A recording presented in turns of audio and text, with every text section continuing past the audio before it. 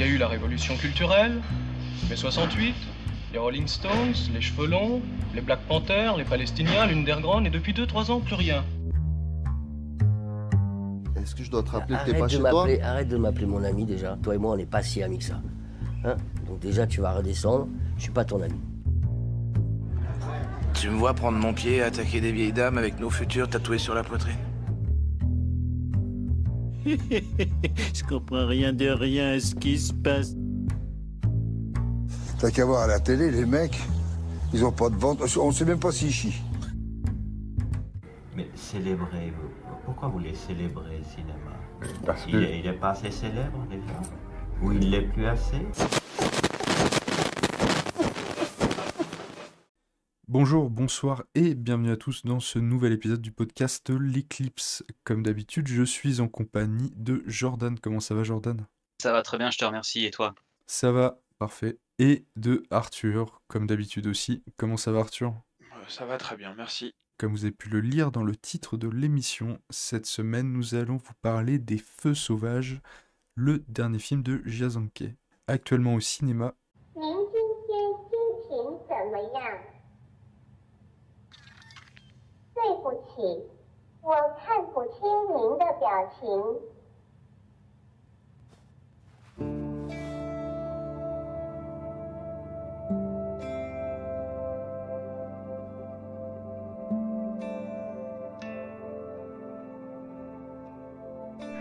您好像有点伤心。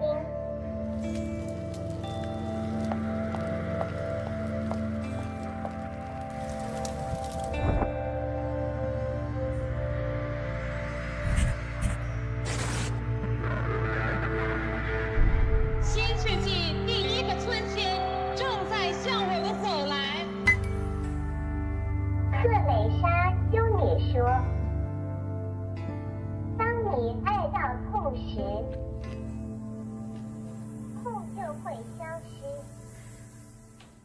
Chine, début des années 2000. Kiao Kiao et Bin vivent une histoire d'amour passionnée mais fragile.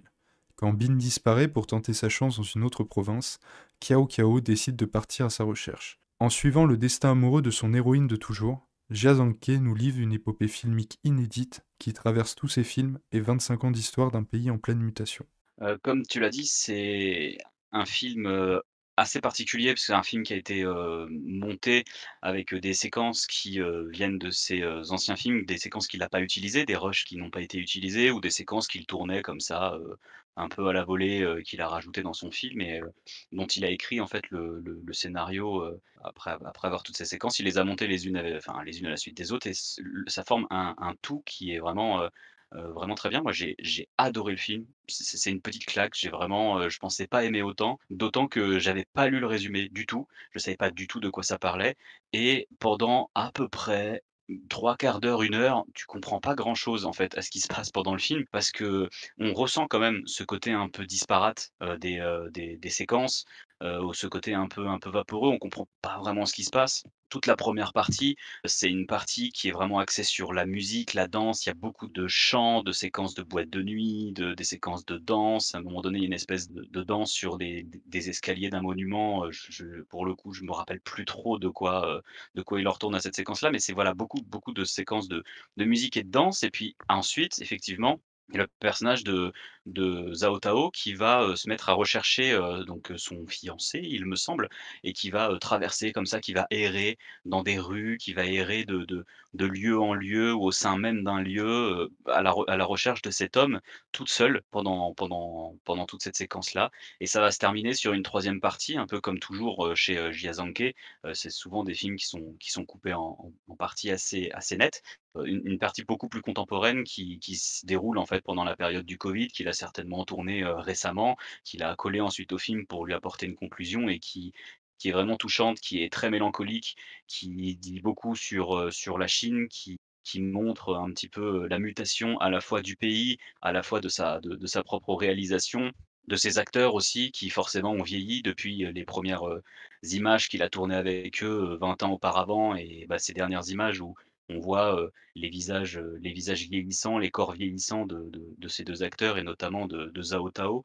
C'est voilà, c'est un film très beau, très mélancolique. Zhao Tao prononce pas une seule phrase du film. La seule chose, le seul son de sa voix qui sort, c'est la toute dernière séquence, hein, une sorte de cri presque de libération d'enfin, d'indépendance de cette femme qui retrouve une certaine indépendance hors de la recherche, de l'attente du retour de son mari. C'est très beau parce que alors faut savoir que Zhao Tao est la femme de Jia Zhangke, donc il y a en plus un côté un peu méta, je sais pas trop comment dire, où Jia Zhangke filme cette femme, sa femme. On sent que ça l'inspire, c'est une vraie muse pour lui et elle crève l'écran alors qu'elle dit pas un mot, pour des séquences diverses et variées. C'est pour moi, elle est phénoménale et il faudrait presque regarder le film, juste pour elle et voilà, je vais vous laisser, dire un peu votre avis. On reviendra sur beaucoup de choses du film, mais c'est vraiment un film passionnant et super intéressant à regarder. Alors, je vais rebondir tout de suite parce que je suis pas un fan particulier de Jia Zhangke. J'ai même vu assez peu de ses films, 2 ou 3. Et ils m'ont toujours laissé un petit peu, on va dire. Je trouve que il prend très bien la température de ce qu'est la Chine depuis ces 20 dernières années. Je le rangerai du côté du documentariste Wang Bing, un peu, parce que on a cette même vibe de, comment dire, de commentaire social, un petit peu, enfin de constat en tout cas social de la Chine. Et c'est toujours très lent, très un peu mortifère, parce que c'est pas très marrant la vie de ces personnages.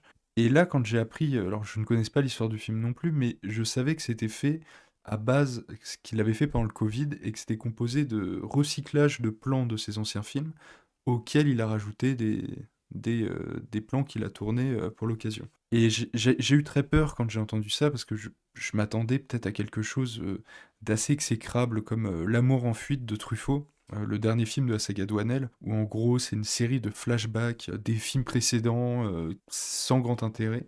Et là, ce que j'aime beaucoup, c'est qu'il reprend des extraits, parce que il y a cette actrice principale dont tu parlais, mais il y a aussi un autre acteur qui revient dans beaucoup de ses films, et qui joue donc le compagnon de l'héroïne. Et en fait, il arrive à sortir de leur contexte des extraits de ses films précédents, pour leur créer un nouveau sens, en les juxtaposant, et donner vraiment cette sensation de ce temps qui s'écoule aussi.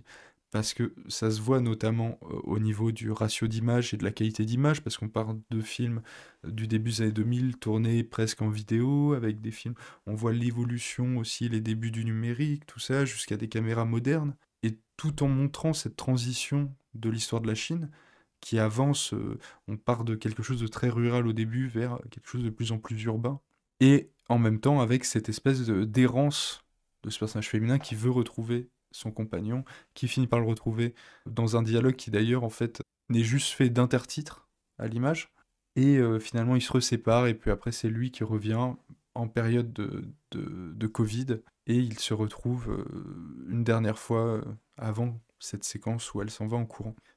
C'est un film qui fonctionne vraiment étonnamment bien pour un procédé aussi risqué. Comme je le disais, cette idée de recycler ces anciens films pour utiliser de cette matière ancienne et proposer quelque chose de complètement nouveau avec. Et en même temps, on a à la fois une histoire d'amour qui se tient, une histoire d'amour un petit peu impossible, d'errance, et aussi, surtout, presque la documentation, presque un côté cinéma-vérité de l'évolution, de l'industrialisation, la surindustrialisation de la Chine de ces 20 dernières années. Et t'évoquais la musique dans le film. Alors, pendant le film, je me suis dit, je crois qu'on pourrait presque définir ça comme une comédie musicale. Tant la musique a une place importante, que ce soit les scènes dansées, mais aussi des chants extra-diégétiques dans certaines scènes. Et au final, les dialogues représentent peut-être, allez, 1 minute à tout casser dans l'intégralité du film. Alors, je pense, j'ai ouvert plein de portes et qu'on va refermer après. Je vais laisser la parole à Arthur pour rebondir un petit peu sur ce que je dis et savoir aussi ce que lui, il en a pensé. Je suis assez d'accord avec vous sur le côté très intéressant du film et sur l'évolution de la Chine. Alors, je suis pas forcément d'accord sur. Je trouve pas que ça montre plus que ça l'évolution de la Chine dans le sens où le film est tellement un peu, part un peu tellement dans tous les sens entre les images de ces anciens films, et cetera, que je trouve qu'on la voit pas trop ou très en filigrane, très en fond, vraiment l'évolution, en tout cas architecturale, de construction de la Chine de ces 20 dernières années. Mais le film reste très intéressant. Alors moi, j'ai pas plus de choses que ça à rajouter sur le côté bien du film, à part qu'il m'a peut-être un peu moins ému que vous. Ce que j'ai trouvé un petit peu dommage, et c'est là où c'est qu'il fait une sorte de film de found footage. Attention, pas le found footage d'horreur comme Blair Witch, mais le found footage vraiment expérimental que certains réalisateurs font depuis de nombreuses années, où on va récupérer des morceaux de films et essayer de changer le sens qu'ont ces morceaux de films, parce que c'est vraiment le cas. Il y a des extraits de Still Life, alors que j'ai pas vu, mais il y a des extraits de Still Life, il y a des extraits de plateforme ne racontent sûrement pas la même chose que celui-là, et il les réutilise pour raconter autre chose finalement, et c'est très intéressant. Mais du coup, je trouve que le film, il a un peu le cul entre deux chaises, dans le sens où j'aurais bien aimé, personnellement, que soit le film soit totalement narratif, un peu comme Au-delà des montagnes, avec vraiment cette histoire qui se passe sur 30 ans, sur 20 ans, bah, comme Au-delà des montagnes, mais en effet, ça aurait fait répétition avec un de ses précédents films. Donc soit totalement narratif, avec une vraie volonté de raconter quelque chose, même s'il raconte quelque chose ici, c'est pas ce que je veux dire, mais de raconter quelque chose, disons, de plus classique, soit totalement vraiment expérimental, parce qu'on est un peu dans l'entre-deux ici, entre quelque chose de narrativement classique, ce qu'il a tourné pendant le Covid, et quelque chose d'expérimental, donc les images réutiliser de ses anciens films. En fait, j'aurais bien aimé un film totalement expérimental, uniquement avec des images et des rushs de ses anciens films, uniquement avec ça, et qui recrée totalement une autre histoire de ce que ces anciens films devaient raconter sur finalement l'évolution de la Chine et finalement de son propre cinéma. Parce qu'il y a un côté un peu méta sur ça, vraiment sur son propre cinéma aussi, l'évolution, comme tu dis, de son image, de sa manière de tourner, du réalisateur un peu indépendant au départ, un peu pourquoi pas dans l'illégalité, vu que tu compares à Wang Bing avec des images d'une assez mauvaise qualité, tournées avec des caméras à la main, pourquoi pas des caméras sans budget, et là des films un peu plus travaillés formellement. On voit que les dernières images sont davantage travaillées que les premières, et j'aurais possiblement bien aimé quelque chose vraiment de totalement expérimental, juste avec des rushs de ces anciens films, même d'Au-delà des montagnes, etc. Je crois qu'apparaît pas.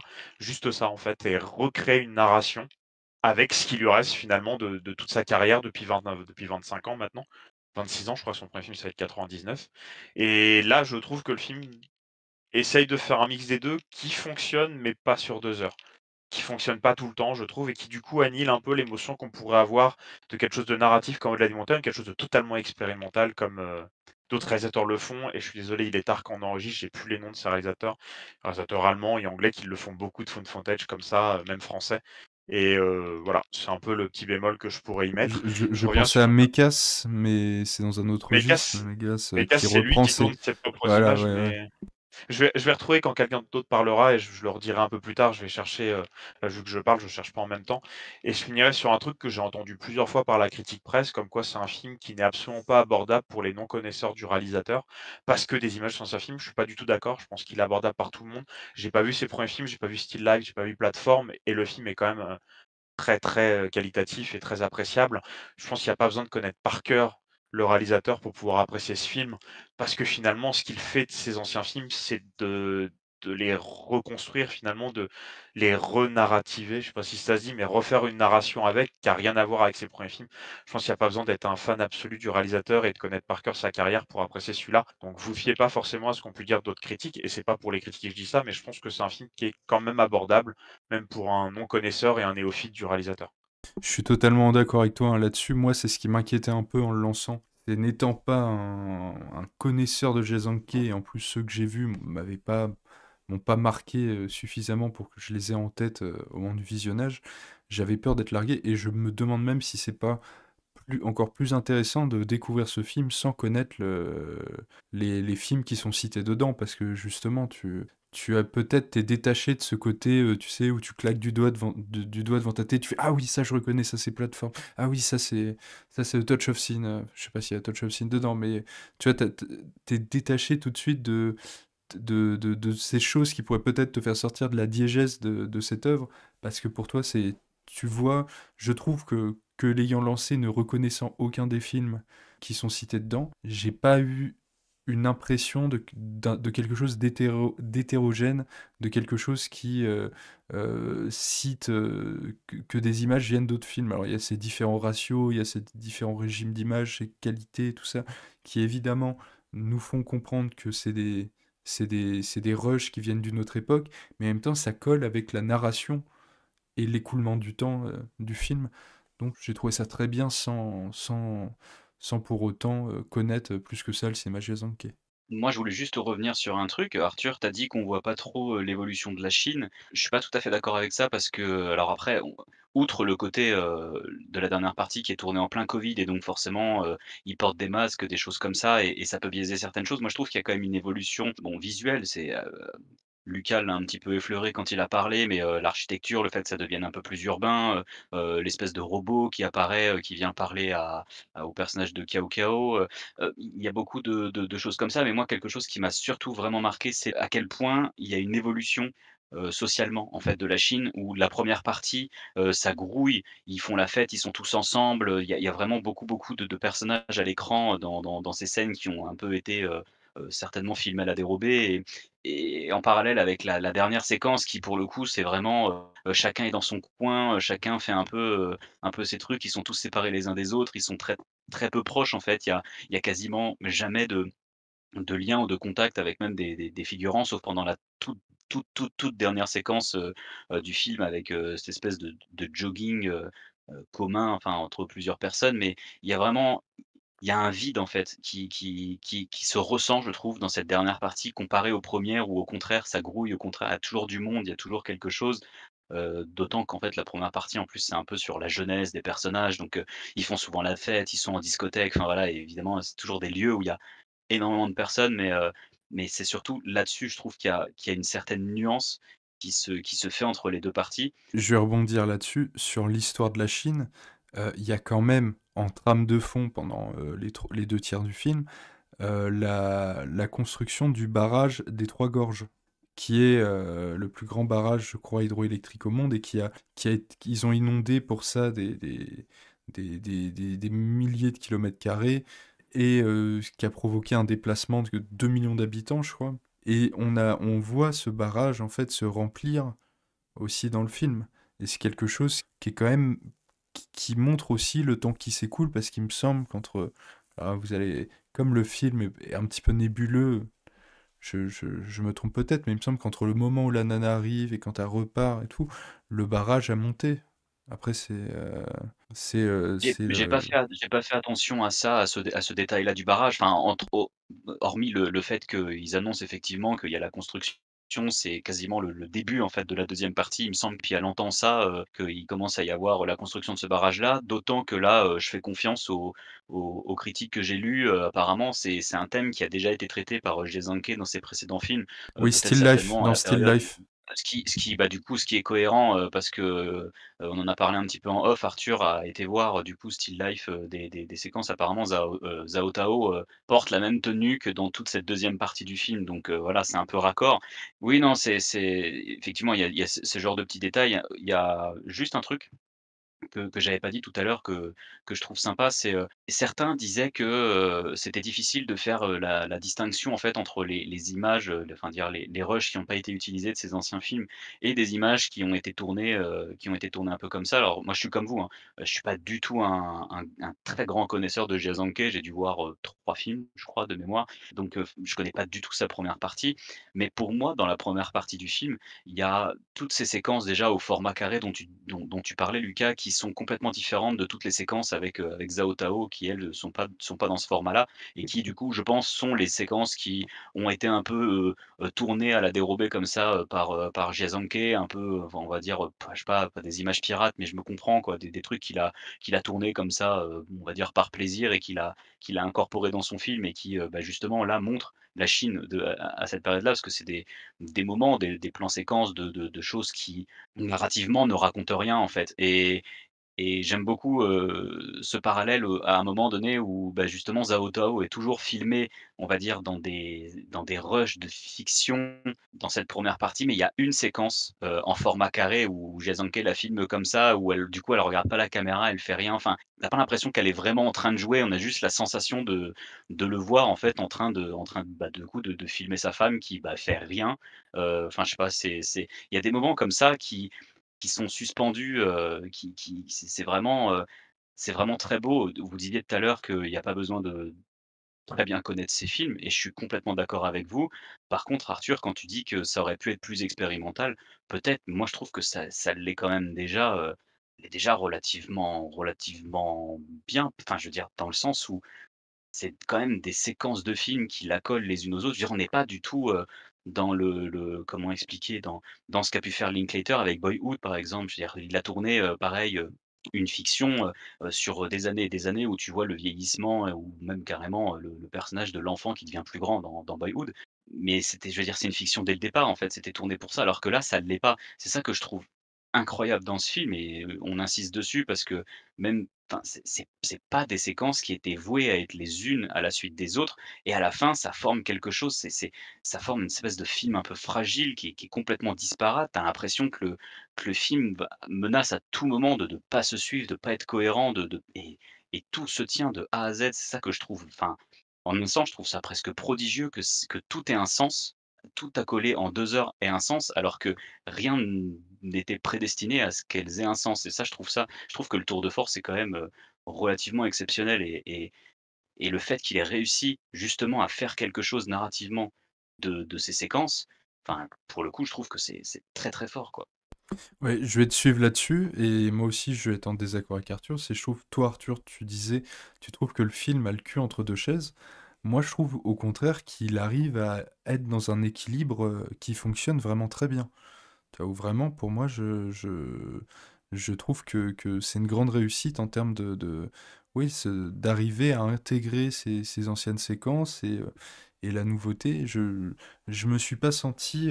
Le début est quand même très particulier, hein. Les toutes premières séquences du film, on est vraiment perdu, même d'un point de vue narratif, et c'est au fur et à mesure, je dirais presque vers le milieu, qu'on commence à comprendre la narration du film. Mais parce qu'avant, on a des espèces d'impressions de scènes de la vie un peu festives, un peu sans aucun lien les unes avec les autres. Ça m'a fait penser là-dessus un petit peu à Millennium Mambo d'ailleurs, mais dans évidemment un autre registre. Mais je trouve qu'une fois que la pesanteur s'installe vers le milieu avec ce voyage sur le barrage et tout, ça fonctionne très bien. En fait, en plus, a posteriori, on réévalue les images qu'on a vues et en plus on les intègre dans ce calme. Et moi vraiment, je trouve que t'es dur avec cet aspect cul entre deux chaises. Non, mais si je peux exprimer, je trouve quand je suis comme vous que le film fonctionne bien dans cette forme-là.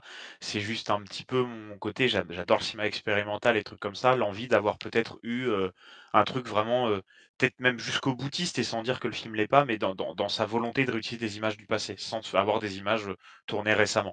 Vraiment juste réutiliser des images de anciens films. J'aurais préféré un côté un peu plus jusqu'au boutiste. D'ailleurs, j'ai retrouvé un peu les noms de réalisateurs que j'aime bien là-dessus. Il y a Pelecian qui l'a fait par exemple ou Bill Morrison qui sont assez connus et Guy et Richie Lucci qui ont fait aussi beaucoup ça, réutiliser des extraits qu'ils ont tournés eux-mêmes ou des choses d'autres films et les remettre en forme avec une autre narration. Voilà, j'aurais aimé quelque chose, peut-être pas le cul entre chaises, mais quelque chose peut-être de jusqu'au boutiste sur cet aspect-là. Après, oui, je suis d'accord, ça fonctionne très bien dans ce film-là. Juste, ça aurait pu être très intéressant d'avoir, quelque chose de jusqu'au boutiste dans l'aspect, found footage et réutilisation de rushs de ces anciens films, quitte à ne faire presque que ça. Mais là, dans les faits, oui, ça fonctionne bien, hein. Je suis pas non plus, juste ça m'a peut-être un peu moins ému que ces autres films et peut-être laissé un peu plus en dehors sur certains trucs parce que ce passage, d'images d'archives, d'images d'anciennes à d'images récentes ou des choses comme ça, fait que parfois, enfin, on s'y perd peut-être un petit peu. Comme tu le dis, le début du film est quand même assez rude. On a du mal à rentrer dedans au début, puis une fois qu'on est dedans, bah, c'est sympa, hein, mais voilà, c'était peut-être, quelque chose j'aurais peut-être préféré quelque chose d'un peu plus jusqu'au boutiste, mais je déconseille pas du tout le film et le cul entre les chaises, c'est peut-être un peu extrême, mais j'avais un peu cette impression-là. Mais d'ailleurs, pour rebondir, j'aimerais votre avis. Je trouve que c'est un des rares films où le changement de ratio d'image et donc de grain d'image aussi, parce on passe de différents types de caméras, différents ratios d'image et tout. Je trouve que ça fonctionne, les transitions sont vraiment magnifiques parce on les sent pas en fait. Après, on se rend compte, on dit, ah oui, tiens, c'est vrai que je crois que j'étais en train de regarder une scène tournée au caméscope en 4 tiers et que d'un coup, là, je suis presque sur une image en scope. Il n'y a pas de scope dedans, mais vous voyez, on a ces changements de régime d'image qui, je trouve, c'est la première fois de ma vie que je vois un film où souvent il y a des films qui jouent ça avec les changements d'image, mais pour la première fois, ça fonctionne parfaitement bien en fait. Ça ne sort absolument pas du film d'avoir ces changements de ratio permanents. Oui, c'est pour ça que je dis pour moi ce que fait Jason Kay, c'est quasiment prodigieux parce que il a quand même des images formellement parlant, les images en elles-mêmes sont hyper hétérogènes, en fait, et c'est comme pour des raisons diverses et variées qu'on a déjà relevées depuis le début de cet épisode et pourtant, eh ben, ça forme un tout cohérent. C'est ce qu'on dit, en fait, depuis tout à l'heure, mais effectivement, on se rend pas du tout compte de la différence et j'ai même envie de dire que ça renforce encore plus ce côté qui passe en ajoutant une couche supplémentaire de lecture. Parce que, par exemple, dans beaucoup de ces films, hein, Jason Kay, pour avoir, vu, dans ces derniers, Au-delà des montagnes ou Les Éternels, c'est souvent des films pareils, coupés en 3 parties avec des séquences, on va dire, un petit peu plus, la jeunesse un peu insouciante, le milieu un peu la sagesse, enfin pas la sagesse justement, mais on se pose un peu peut-être un peu la crise, adulte et puis ensuite la sagesse, on va dire un peu plus âgée, Au-delà des montagnes est hyper émouvant là-dessus. La dernière séquence, de Zhao Tao qui se met à danser, toute seule, avec, son fils qui est loin, parce que son mari l'a récupéré, tout ça, elle est bouleversante cette scène. Mais c'est vrai que ça reste des films qui ont été tournés pour ça, donc avec, on va dire, une seule manière de tourner, un seul grain, un seul ratio et cetera. Alors que là, non, on ressent d'autant plus ce temps qui passe parce que, ben, pour les personnes qui on va dire, enfin, je pense que ceux qui nous écoutent le sont, mais pour les personnes qui étaient nées dans les années 2000 et qui ont vu ce genre d'image à l'époque, bah, ça leur rappelle aussi d'une certaine manière, bah, à l'époque on tournait comme ça, enfin quand on faisait, des trucs un peu amateurs, bah, ça ressemblait à ça et puis, je vais pas dire que maintenant quand on tourne, ça ressemble à la dernière partie qu'il a tournée, parce que là pour le coup, je pense qu'il a les moyens, il fait attention, enfin je veux dire, je suis pas sûr que tout le monde puisse, avoir les moyens de tourner des images comme ça. Mais on ressent vraiment la différence entre, les années 2000, début des années 2000, mi-fin des années 2000 et les années 2020 quoi et c'est pour moi, c'est encore une fois, ouais, c'est un tour de force, enfin, je trouve ça incroyable qu'il ait pu faire une chose pareille. Et puis comme Linklater, si je peux rebondir là-dessus, comme Linklater, c'est bien de voir des acteurs qui sont pas grimés, qui sont pas surmaquillés, qui sont pas, vieillis en fait. Parce que même si des fois c'est très bien fait, tu sens toujours le Pas comme côté la qu'on a fille de vieilli Tilda l'acteur. Swinton. Pas comme la fille de Oui, Tilda par Swinton dans exemple, Le voilà, Bordel Moto. pour rebondir sur un autre épisode, en effet, qu'on ait vraiment l'impression d'avoir, de pas avoir grimé les acteurs. En effet, quand tu vois des séquences de 2000, ils ont l'âge qu'ils avaient en 2000. Quand tu vois 2006, ils ont l'âge qu'ils avaient en 2006. Quand tu vois peut-être, alors je sais pas quel film là il a repris pour les années 2015, et cetera, mais enfin, comme Linklater et beaucoup de gens ont critiqué Linklater avec l'époque, alors ça fait film un peu, qui repose juste sur un concept, mais ça fonctionne plutôt bien et d'ailleurs là, il est en train d'en tourner un, je crois, sur 30 ans. Enfin bon, on verra ce que ça donne, mais c'est intéressant aussi des fois d'avoir ce genre d'idée et finalement on ne pourrait faire ce genre d'idée au cinéma que grâce, bah, à la récupération d'images et ça pourrait être intéressant que plus de réalisateurs fassent ça dans beaucoup de pays parce que ça nous montre vraiment une évolution d'un pays, une évolution d'un acteur, mais non, maquillé, en fait naturel et plus proche de l'idée qu'on peut se faire d'un cinéma, brut presque finalement. C'est quelque chose qui semblait un petit peu avant réservé aux documentaires. Les images d'archives, recycler des images d'archives, ça semble un petit peu l'apanage du documentaire. Et là, d'avoir des cinéastes qui se permettent de faire des films narratifs, parce que j'ai du mal, il y a de l'expérimentation dans le film de Jason Kay, mais est-ce que c'est vraiment un film expérimental? Je suis pas certain qu'on puisse considérer ça exactement comme du cinéma expérimental. Et pourtant, voilà, on est dans ce... De la même manière d'ailleurs que les films de Linklater dont on parlait avant, Boyhood, bon pour le coup ça n'a rien d'expérimental, c'est vraiment juste le tournage qui s'est étalé sur 20 ans. Aujourd'hui, surtout qu'on est à une époque où on se filme en permanence, où on a presque, surtout de la nouvelle génération, que ce soit TikTok et compagnie, tout le monde se filme en permanence, a des vidéos de soi et tout, et on peut parfois se retrouver, je pense, presque avec des milliers d'heures de rush de sa propre vie, et pourquoi pas découper quelque chose et d'en faire une histoire qui n'a rien à voir avec les images filmées, et pourtant proposer une œuvre, une nouvelle œuvre complètement différente, avec une narration différente. Comme Mekas pour le coup, vraiment on serait dans l'idée de Mekas qui Ouais, a refait un film dans les années 2000 c'est reprenant ça. des images de As I Was Moving, c'est Walden je crois, qu'il avait fait dans les années 80. Là, ouais, on est vraiment dans cette idée-là, se filmer au quotidien pour créer quelque chose de narratif. Exactement, ouais. Mais par rapport à ce que tu dis, Lucas, Moi, je pense qu'on pourrait considérer le film enfin, c'est bizarre ce que je veux dire. On pourrait considérer le film comme étant expérimental s'il avait pas eu sa dernière partie. En fait, sa dernière partie, permet en un sens qui est, on va dire la plus proche de ce qu'on voit d'habitude dans des films de fiction, elle permet, bah, comme tu l'avais dit d'ailleurs un petit peu plus tôt en fait, a posteriori, elle donne un tout global au film, alors que enfin, quand tu le regardes pendant, la première heure, pendant 1 heure et quart, voire, ouais, pendant 1 heure et quart, 1 heure et demie, waouh, c'est quand même un enchaînement de séquences qui, pour le coup, tu as du mal à comprendre où ça veut en venir, quoi. Donc, ça aurait pu être purement expérimental pour s'il y avait pas eu cette toute dernière partie. Et pendant que je suis sur cette dernière partie, je vais rebondir une dernière fois puisque Arthur, tu parlais des acteurs qui ne sont pas grimés.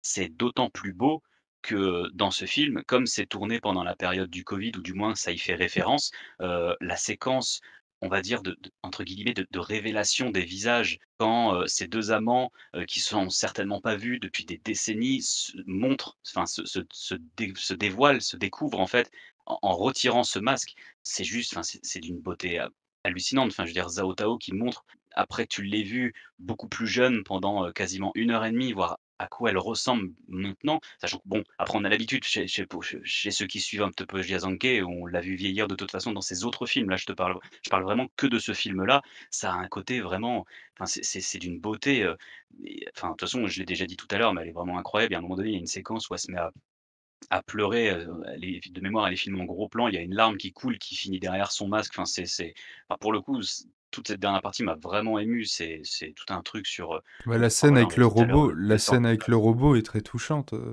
Cette scène où ouais c'est aussi, peut-être elle est magnifique. le seul dialogue qu'on va avoir en fait du film, même si elle ne répond pas au robot et qu'elle ne fait que lire son visage, c'est peut-être le seul vrai dialogue du film qui la met en scène elle.